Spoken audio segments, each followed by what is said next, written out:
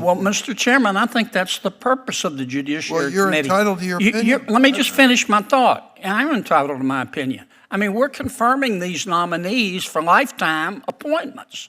They're not elected. You don't think it's relevant what they believe? I think you create a problem for them that jeopardizes their role as judges. When I just asked them what they believe? May I finish my thought? Certainly, I apologize. Okay, thank you very much. I think that they understand that if they start expressing their personal views, as Ms. Chung has said repeatedly, it's a forecast of the future, and they're trying their best to say law, facts, precedent, and stick with it. And I think that's what we expect of judges. Understood. My only point, Mr. Chairman, is, and I think what I heard Senator Cruz's question. I can't speak for him. I'll just speak for myself. My point is that the Justice co-chaired the panel. I think it's reasonable to ask her about the content of the report that they made. And if she doesn't want to answer the questions per your exchange with Senator Kennedy, that's fine. Your suggestion she's dodging the question, how much more explicit can she be? The presumption seems to be that she wrote the recommendations, and it's clear she did not. And she said it repeatedly, and you won't accept it. That's just a fact. And so it is an unusual situation, but best I can determine, she gathered the information and passed it along without a vote of approval or without any scrutiny on her person. But, Mr. Chairman, I just respectfully disagree. I don't think that's not what I asked the witness. I asked her, does she agree or disagree with the recommendations? Well, forget the report. That's another question, Senator. But I never got an answer. Oh, and I don't think you would from a Trump nominee either. But we don't have Trump. I pressed a lot of Trump nominees, as you well know, and voted against a bunch of them. And they helped kill 4 or 5 that I didn't think were qualified. But I don't agree with your revisionist history, no disrespect, in the last 10 minutes. I asked the witness 4 or 5 times, do you agree or disagree? And I didn't get an answer. Now, you can call that dodging the question. If you want to, that's a little pejorative to me, but I never got an answer, and I don't think that's inappropriate for me to ask. That's the issue. Senator John Kennedy went head-to-head with judicial nominees in a questioning session that reveals a lot about how our confirmation process works. Let's break down what happened. Senator Kennedy starts grilling Judge Montgomery about her personal beliefs, and this is where things get interesting. He asks about racial quotas, abortion, and even prosecutorial discretion. But here's the thing. Judge Montgomery keeps her cards close to her chest. Every single time, she deflects by referring to Supreme Court precedent or saying she'd consider cases individually. The most striking moment? When Kennedy asks about that $950 shoplifting threshold. You could feel the tension in the room as Judge Montgomery carefully navigated around giving her personal opinion. You're not going to answer me, and I really regret that. Let me ask you, Judge, in the time I have left, you wrote a report along with your colleagues regarding the bar admission in Delaware, and you said, quote, the bar exam likely serves as a barrier to the racial and ethnic diversity of attorneys in Delaware. Did you say that? No, Senator. Thank you for the question, Senator.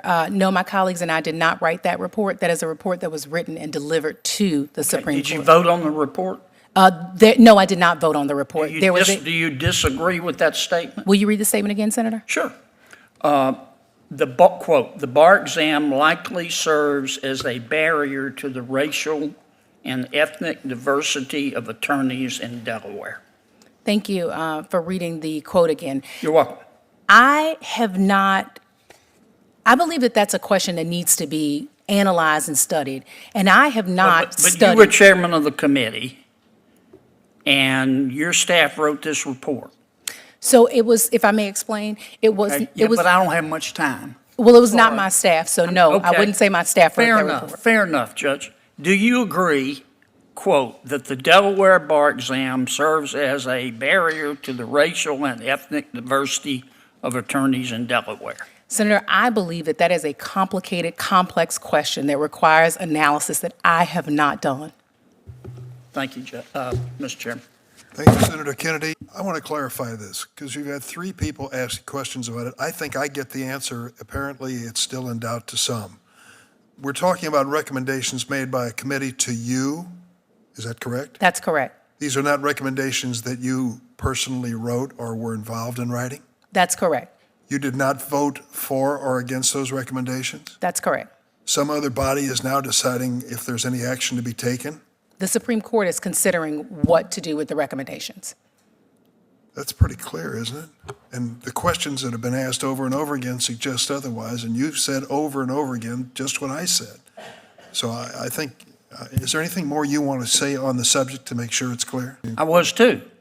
And if you have a second round, I'm going to ask it again. Well, there's Does no plan. does the judge agree or disagree with the recommendations?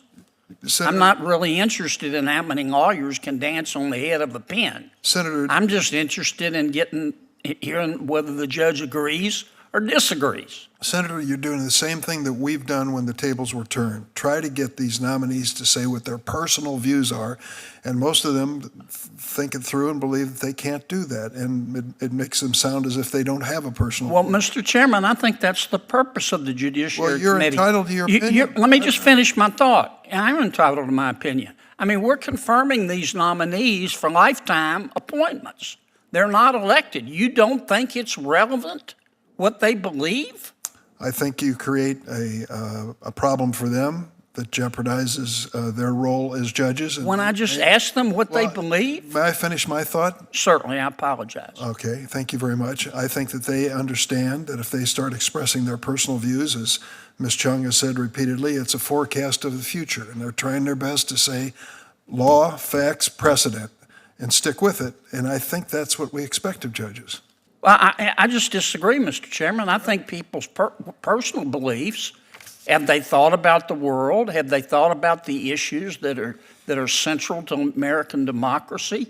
I think that's perfectly appropriate. I'm surprised that no, and this isn't meant to be personal, but that you haven't directed them, the witnesses to answer our questions. We asked the same question to Trump nominees and got the same response. This is a predictable course of action on this committee. We try to probe as deeply as we can, and witnesses don't always go along with the extent of our probe. Well, recently, they never do. Well, under Trump's nominees, they never did either. Well, I questioned them too, as you recall. Thank you. Mr. Chairman, can I just, since I think that last back and forth was directed implicitly at me, I think you factually misstated the record, though, and maybe I'm wrong. Let's get this straight, because I... Well, can I just, yeah, so here's, I think, maybe I'm wrong about this, I thought that the justice was the co-chair of this Diversity Strategic Planning Steering Committee, and that entity issued a report to the Delaware Supreme Court. You said that some group made recommendations to the justice. I don't think that's right. I think she co-chaired a committee that made recommendations to the Delaware Supreme Court, and her testimony's been the Supreme Court hasn't acted on those recommendations. Let her respond. Sure. It is correct that I'm the co-chair of the committee that made the recommendations, but what I was trying to clarify is that there's a subgroup, there are 5 subgroups that made recommendations. During those deliberations, the co-chairs, myself and the Chief Justice, did not make recommendations. We did not identify specific recommendations for people. We didn't strike down recommendations for people. We didn't say, yes, we like those, no, we don't like the other ones. We allowed the subcommittees to create their own recommendations. We didn't change the recommendations at all as they went into the report. And those recommendations went in as is to the Supreme Court. And as the entire Supreme Court, our analysis as the Chief Justice and myself would be with the rest of the Supreme Court. Kennedy and the committee chairman get into this intense back and forth about whether nominees should share their personal views. The chairman's like, hey, this could compromise their judicial role, while Kennedy's arguing these are lifetime appointments. We need to know what these people believe. What makes this extra spicy? Chairman brings up Trump nominees, pointing out they did the exact same thing. It's like watching a political tennis match. And that's what went down at this hearing, folks. It really shows the tension between transparency and judicial independence. Should nominees share their personal views? Or does that compromise their ability to be impartial? Let me know what you think in the comments below. Remember to like and subscribe to the channel. See you in the next video.